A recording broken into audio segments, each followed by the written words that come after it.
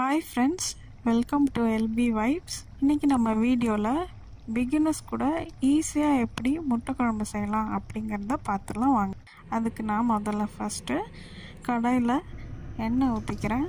எண்ணெய் ஊற்றிட்டு தேவையான பட்டை, லவங்கம், பிரியாணி இலை எல்லாம் போட்டுக்கிறேன்.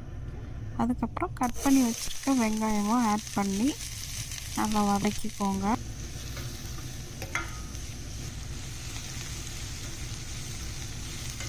நல்லா வதக்கிட்ட பிறகு கட் பண்ண தக்காளியை ஆட் பண்ணிக்கோங்க. தக்காளியை நல்லா வதக்கிக்கோங்க.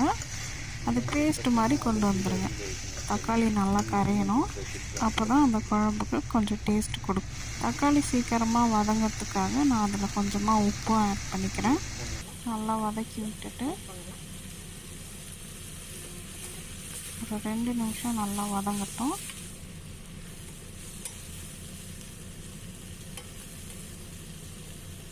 நல்லா வதங்கி தக்காளி நல்லா கரைஞ்ச உடனே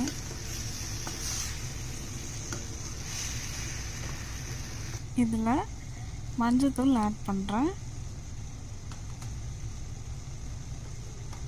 அப்புறமா கொஞ்சமாக மிளகாத்தூள் ஆட் பண்ணிக்கிறேன்.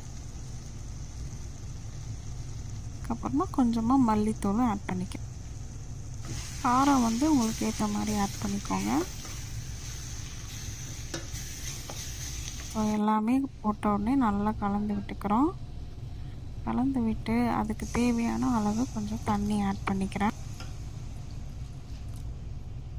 தண்ணி ஊற்றிட்டு கொஞ்சம் கலந்து விட்டுடுங்க.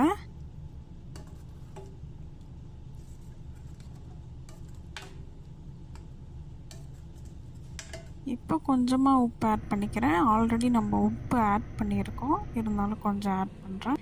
இப்போ வேக வச்ச முட்டையை ஆட் பண்ணுறேன். முட்டையை ஆட் பண்ணோடனே கலந்து விட்டு அதை ஒரு கிரேவி பதத்துக்கு கொண்டு வந்துடுங்க. அவ்வளோதான், ரொம்ப ஈஸியான முட்டை குழம்பு ரெடி ஆயிடுச்சு.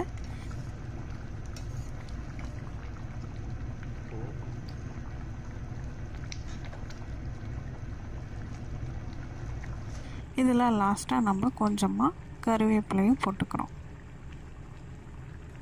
அவ்வளோதான் ஃப்ரெண்ட்ஸ், இது ஈஸியாக எல்லாருமே செஞ்சிடலாம். நீங்களும் ட்ரை பண்ணி பாருங்கள். இதுக்கு தோசை, இட்லி, சப்பாத்தி எல்லாம் நல்லாயிருக்கும்.